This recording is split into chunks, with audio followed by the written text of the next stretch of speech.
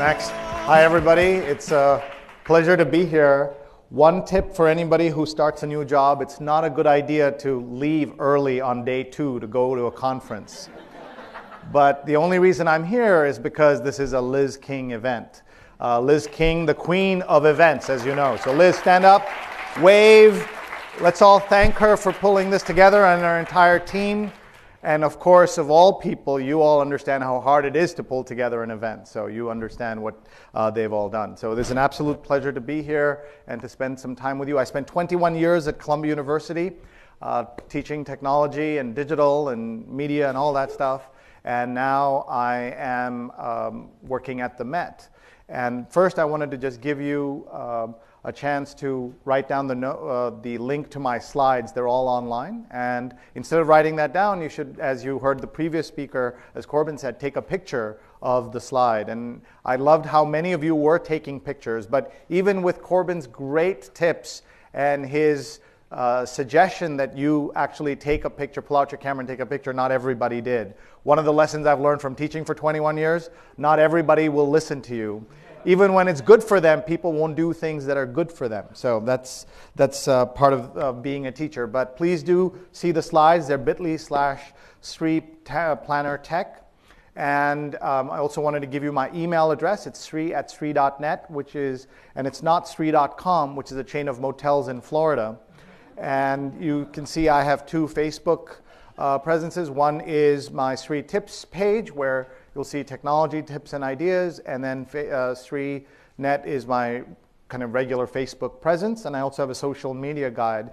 And one thing you'll see when you go through all of these, I haven't had even time to update them with my bio, like my LinkedIn. I still haven't done that properly. So that's how fresh I am to my job. So you might wonder what a Chief Digital Officer does at a museum.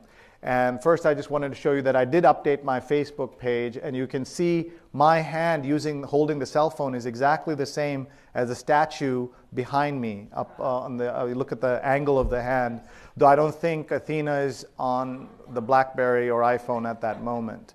I do recommend that everybody think about, if you have an iPhone or any of the other tools, any other smartphones, to get a Mophie case. Anybody here have a Mophie case or some kind of second battery? Everybody should have one. I don't make any money from Mophie, but I recommend that you have some kind of backup for your phone, because otherwise it's very hard. Mophie is spelled M-O-P-H-I-E. So what does a CDO do? I work with a world-class 70-person team on video, apps, mobile, social, web, and much more. And it turns out the Met is basically one giant event, right? It's an event which brings 6 million people in person to the Met every year and 20 million people online. And my job is to increase both those numbers. It's easy to think about increasing the 20 million people online because there are 2 billion people on the internet. And all of them have some part of their heritage at the Metropolitan Museum.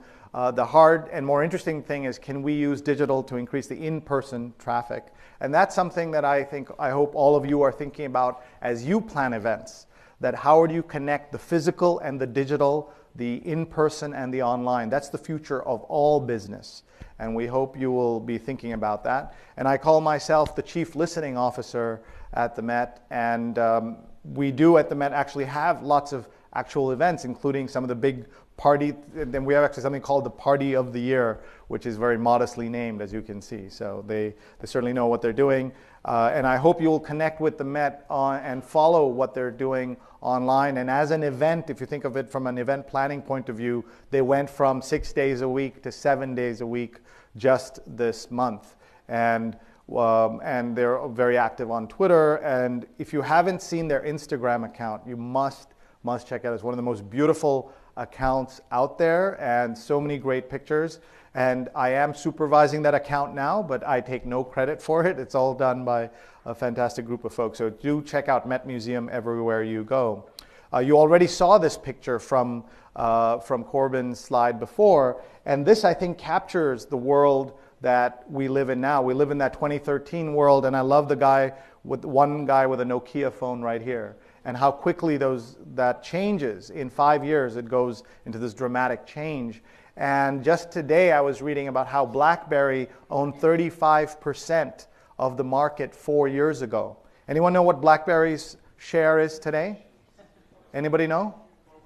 It's less than 4%. It's about 3% in 4 years, right? So as you're thinking about technology, you have to always think about how quickly that can kind of collapse. And I thought Corbin's presentation laid it out really well, all the things you kind of have to think about. Part of the things for all of us to think about is about adoption of technology as well. And this particular slide shows you how long it used to take things to spread. 75 years to take something like the telephone, all the way down to 35 days for Angry Bird Space, which I'm sure is popular among at least some people here. I want to pause here to give you a recommendation. When you're looking at this, some of the eagle-eyed amongst you are looking at the bottom right and saying, I know infographics are hot, but is this what a former UN Secretary General does? Does he making infographics? And he's not. But I bet he gets great restaurant reservations in every world capital. But I want to emphasize to all of you the power of infographics. And if you are creating an event, I would urge you to think about building an infographic for it. And you'll say, well, these are hard to make and you have to hire somebody to do it. It was true until last week. Last week I saw for the first time something called Infogram, infogr.am. Has anybody here seen this? It can help you make your own infographics, visual, compelling, smart, something you absolutely don't want to miss. And it's infogr.am. Please take a look at that. In fact, I'll throw it up here so you can take a photo of it. Infogr.am. Let's see if it can come up here. There you go. You can create infographics by yourselves, and every event should have one. And I tell folks that you should be thinking about technology and storytelling before, during, and after your event. And Liz's team has done a great job of that here today and this whole week and this whole month of getting you excited about coming here. That's one of the things we'll be doing at the Met. How do you get people excited before they're there? And infographics can help you do that before, during, and after. So think about as many ways as possible to make the experience as visual as possible. And that's going to be an important part of how you look at things. And by the way, just nice to see about 6 of you have joined and are following along on the slides with me as I do this. A couple of quick lessons from the most seen photograph in the history of Facebook and Twitter. And this was how the Obama campaign announced its victory in 2012. But 2008, they used another piece of technology to announce their victory. Anybody know what it was? Anybody want to guess? It was texting, right? So in 4 years, they went from texting to Twitter. And that tells you about the journey that the world has also taken in those 4 years. A couple of other lessons here. One is that photograph itself. Look how powerful, how personal, how human it is. Too many campaign-related photographs are like the candidate standing at the podium or watching TV with his spouse or something like that, right? This kind of picture is what is going to be important for us to be thinking about as you're trying to tell a story, trying to get people to come to your event and then capture the spirit of the event so that more people want to come the following year and want to be part of it. The other thing I like about this is what The Economist did. They took that and they mashed it up. Why did they pick this photograph when they could have picked any picture in the world? Because they hope when you walk by at the airport, you'll pause for 1/10 of 1 second because your cousin sent you the photo, your aunt sent you the photo, your friend sent you the photo. And in a lot of ways, we're in the attention business, and we want to get that attention. And personal, human pictures, emotional pictures like this make a big, big difference. One of the things I'll tell you a little bit later when we're looking at Facebook is the importance of understanding how Facebook is going to change one more time the way the web works because of photography. So one of the things I ask all of you to do is what I call ABC, always be collecting. It should also be always be charging on your iPhone, but always be collecting. And that means Practice with your camera to just shoot things you see that are interesting. If there's an interesting slide, just take a picture. It costs you nothing and you have a record of it. And then I tell you SAA, share as appropriate. Always be collecting, but share as appropriate. No harm collecting everything. You certainly don't have to share everything that's out there. The trends to watch that I'm interested in, especially as we try to understand the kind of the changing digital world, is social, mobile, video, geolocation, and data visualization. And these 5 things, I think, pulled together make you, as folks who are in the planning business, folks who understand the way people communicate. And I think this makes a kind of perfect complement to the slides you saw from Corbin earlier. And I also want to make an appeal to all of you for your own careers, right? Understanding all 5 of these, I think, can make a big difference as you go forward. In terms of apps, I wanted to just mention a few that I think are just practical apps that I absolutely love.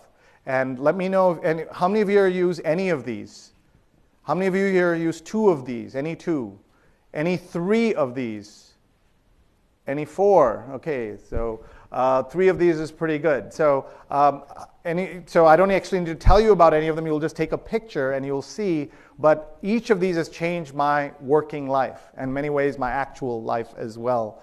And if there are some, for example, I don't know how anybody travels without TripIt. Anybody here a TripIt user?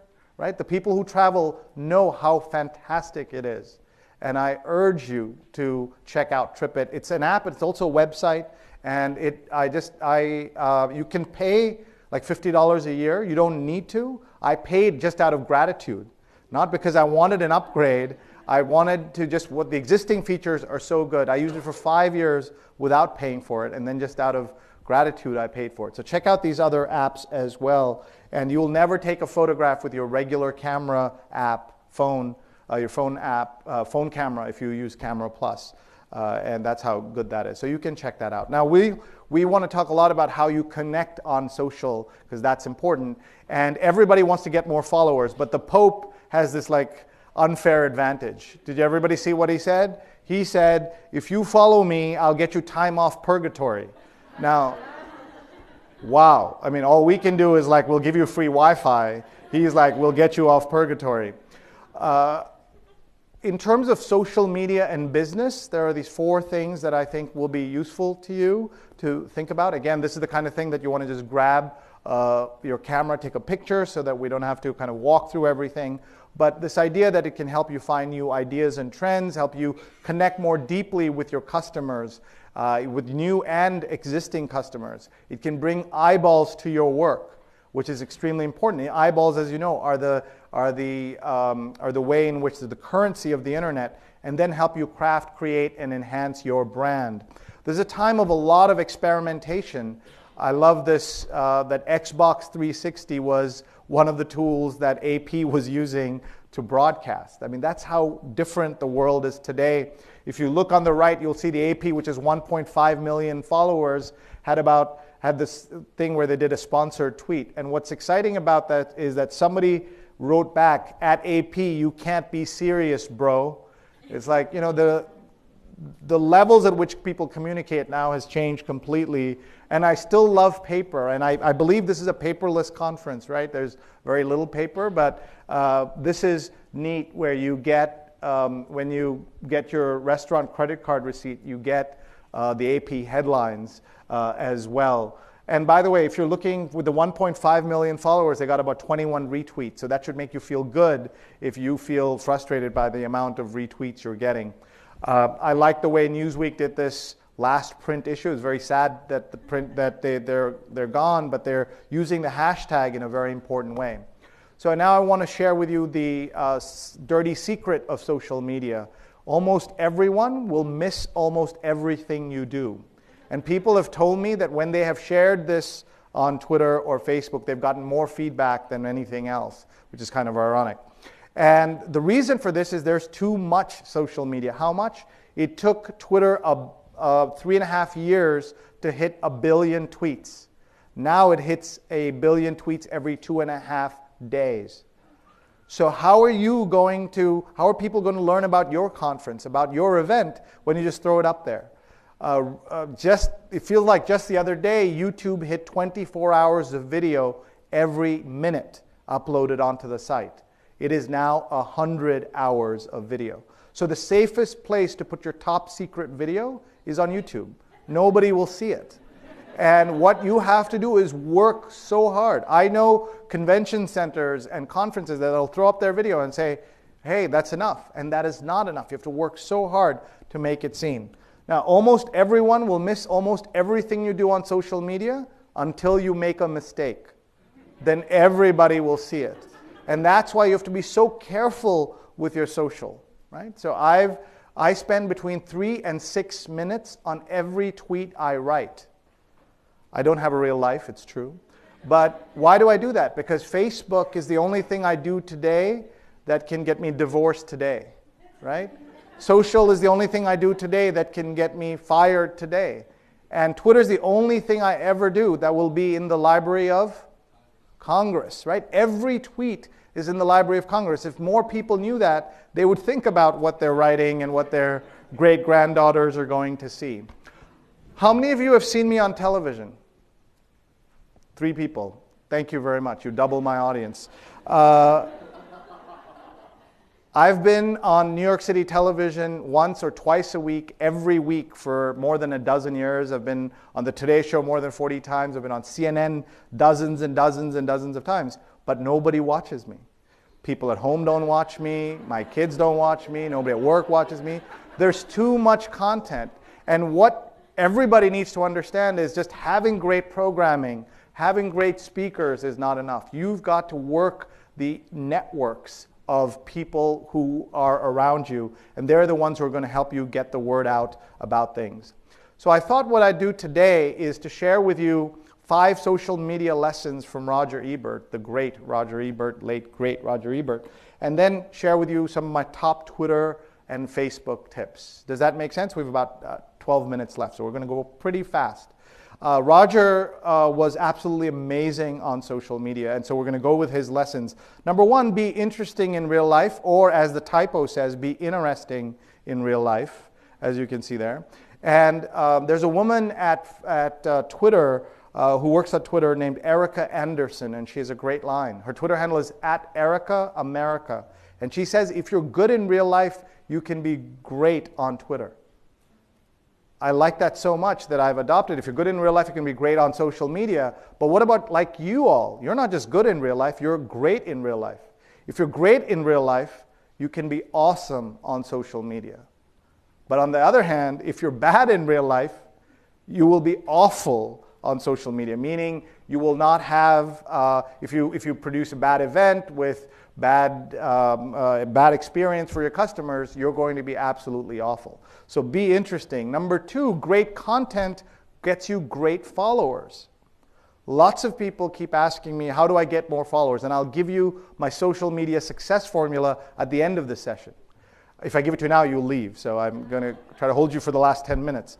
And the key here is posting great stuff that people want and are inspired by. So think about that. Number 3, be humble. If you read Roger's bio, just look at it. He doesn't say, I'm the greatest film critic of all time. He says, I'm an old man.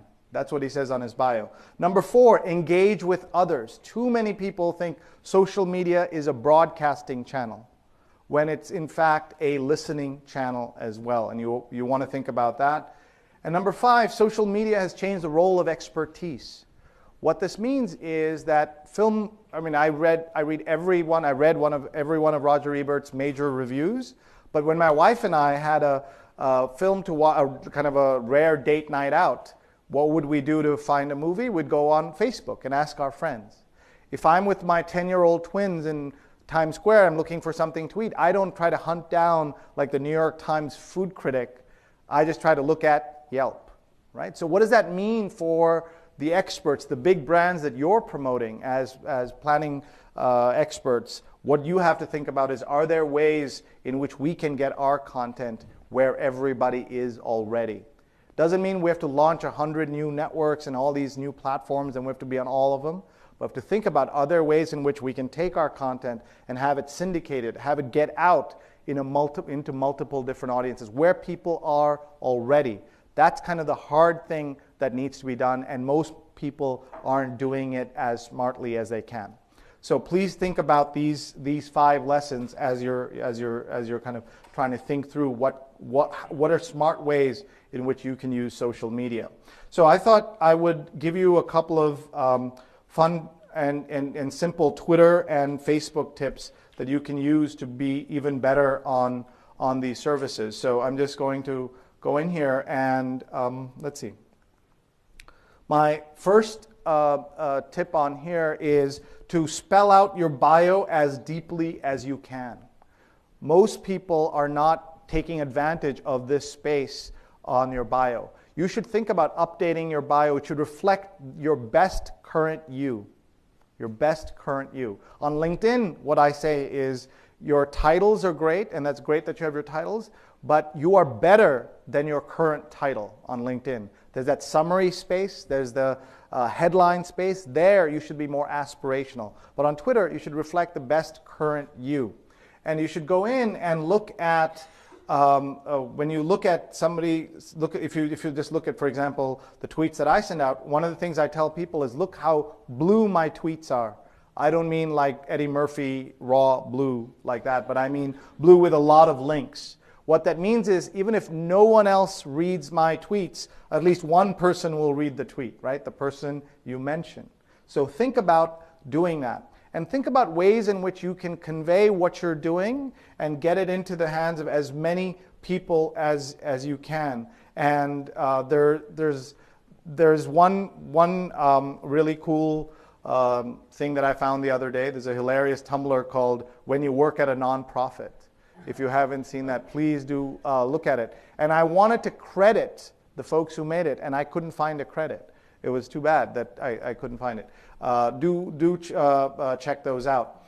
And the other thing I will say about kind of the 3 things about Twitter that I wish more brands would do. Number 1 is spread out the timings of your tweets. Right? If you want people from England to attend your event, make sure you're tweeting when English people are on the internet. Right? That means tweeting at 4 a.m. Eastern, 3 a.m. Eastern. Those are really good times to tweet out your content. Number 2, on Twitter, brands are not repeating their best tweets. I don't mean repeating all your tweets. I mean repeating your best tweets. The problem, as you can see here, is everything looks exactly the same. There's no clue that something's better, more important, more useful than the others, right? They're all important. They all look the same. So one of the ways you telegraph something's important is by repeating it. And you can spread it out. You can spread it out over a few days, multiple times a day. So I'm not saying please retweet everything every few minutes, but spread that out. And then the final thing is when something is important and big, use all caps at the beginning or signal what this is about. Use words like exclusive, first, breaking, right? Things that, like if you have a great new speaker, say, top speaker, or keynote finalized, or keynote announced, or things like that to say what you're doing. And then just in kind of personal Twitter mistakes, and I was watching the TechsyTalk feed, and I saw several people starting tweets with @ when they didn't mean to start them with @ right? So for example, if you said @Sree's talk is absolutely boring today, I would be upset, but not that upset, because who will really see that? Me, right? But if you said @Sree's talk is absolutely horrible, then all your followers would see that, and then we'd have to have words, right? So think about how you use Twitter in that sense. I met somebody the other day who's a social media expert and gives lots of talks, but starts many of his public tweets with the @. It's fine if you're just having a conversation. Like you'll see here earlier today, I was having a conversation with Sierra Tierra, and this was deliberately, I wasn't trying to reach everybody in my audience. I was just trying to reach her. So we were viewing this conversation, so we were having this stuff, right? So this was the conversation, so that's fine. But I'm talking about people who start their tweets Like if I had said at Kate Day says this, here's this job, then no one would have seen it and would have been a waste of that tweet. So that's some Twitter thoughts for you. Let's go to some Facebook thoughts in the couple of minutes we have left. So a couple of thoughts on Facebook. Let's go in here. Oh, by the way, on your own personal accounts, please without logging in, go to your personal account once in a while to see what people will think about you.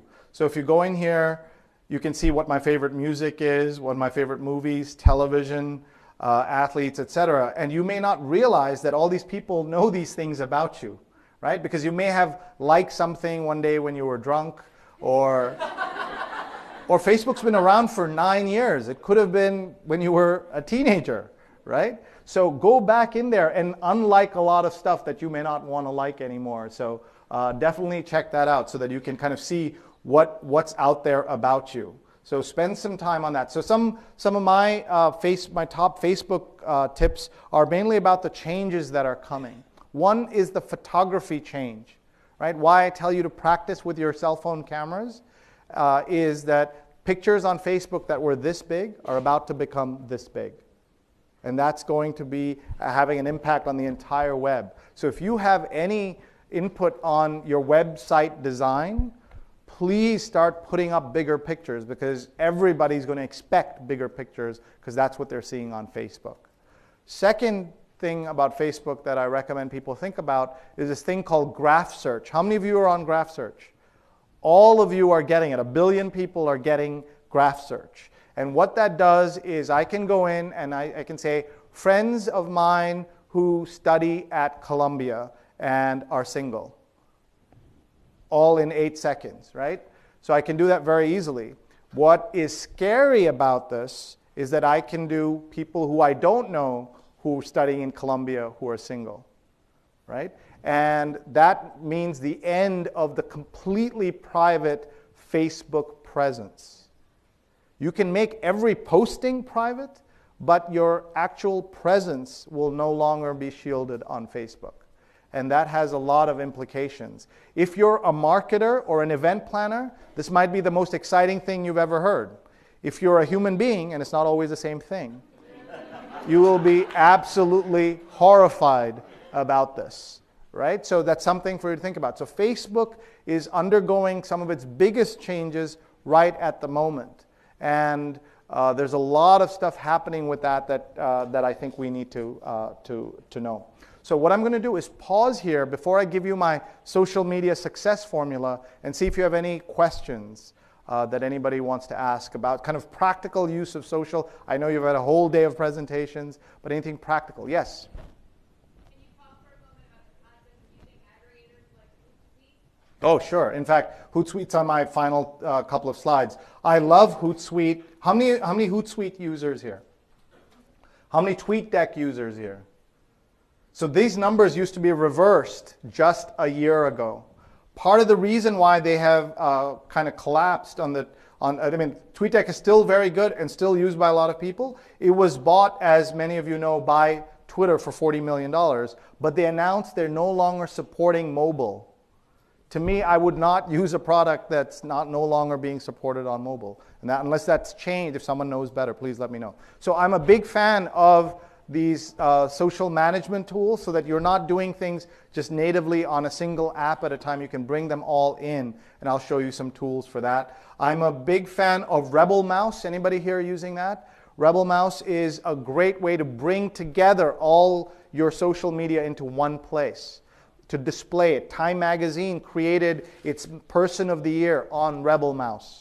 And you can be a very early adapter of that. I'm just Rebel Mouse at Sree if you want to see what I've done with that.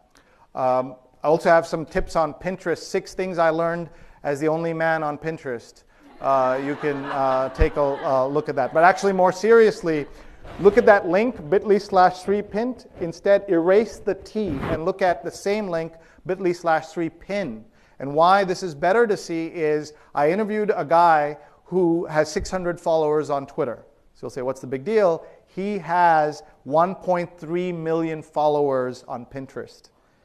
And he's not 22 years old. He's 50 plus, a traditional journalist, and he has only 100 pins. but he has 1.3 million followers. So one of the lessons is it's not exactly about, if you're having less success on one platform, experiment with others and see what makes sense for you.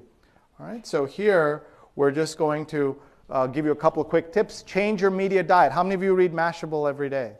Everybody should read Mashable in this room, should be reading Mashable every day, because it's about the future of communications, business, events, apps, digital, mobile, social, etc. So you must read those. Read Write Web, which is now called Read Write, and others. I also talk a little bit about sustainable social media. How do you do all this and keep your day job? Right? It's really hard. So we have for you a couple of quick suggestions. One is to use Hootsuite or TweetDeck. And then Nutshell Mail. Anybody using that? Nutshell Mail brings you all your social media along with Twilert into one email once a day. It also gives you a nice list of all your new followers, which is great. But I have to warn you, it also gives you a list of your new unfollowers. You are not ready for this. Please do not look at them. Just kind of go past those as soon as you can. Please do not look at your you will need psychotherapy. Please look at that. And then Bliss Control is an absolutely delightful way of kind of connecting all your social media if you want to change your profile photo, change your bio, things like that. So now here's what I'm going to do. I'm going to give you my social media success formula, and we're going to all say it together and learn it together. I see my friend Ben Drucker's here in the back. Ben, did you talk to them about Valet? Have you met people? Have you all checked out his Valet.io? Please check it out. It is an example of disruption coming to, in your case, the planner tech community. And Ben is Ben Drucker, at Ben Drucker. He's a rising, what are you, a rising junior? Oh, wow, he's dropped out of Columbia. So that's, well, you're applauding that? That's great. But while I was at Columbia, I was to tell people that we're all going to be working for at Ben Drucker one day, and there he is. So get to know him during cocktails or something. But anyway, so I'm going to give you my success formula. Are you all ready for this? Yeah. Are you ready? Yeah. Yes. All right, so we're going to pretend we're in Catholic church on Sunday, led by a Hindu priest. It's a very weird church, okay? So we're going to say these words out loud. It starts with the word helpful. So everybody pull out your cameras and take this list down. Just take a picture of this list, and maybe somebody will, let's see how many of you actually do this. I'm giving you a free formula, and you're still not doing it. All right, here we go. Starts with the word helpful. Just say them out loud, all right? Helpful. Together. Helpful. Nice. Louder. I can't hear you. Sing it, sister. Say it, brother. Take me home, mama. Hallelujah. Louder. Wake up. Amen. That's it. That's the formula. That was the most tepid applause in history, but at least somebody tried. All your posts don't have to be all these things all the time, but all your posts have to be some of these things all the time. Thank you very much. So I will urge you to think about this. And by the way, I know there are some lawyers in the house. The word actionable is not what you think it is. I just want you to know that. It's just not what you're thinking.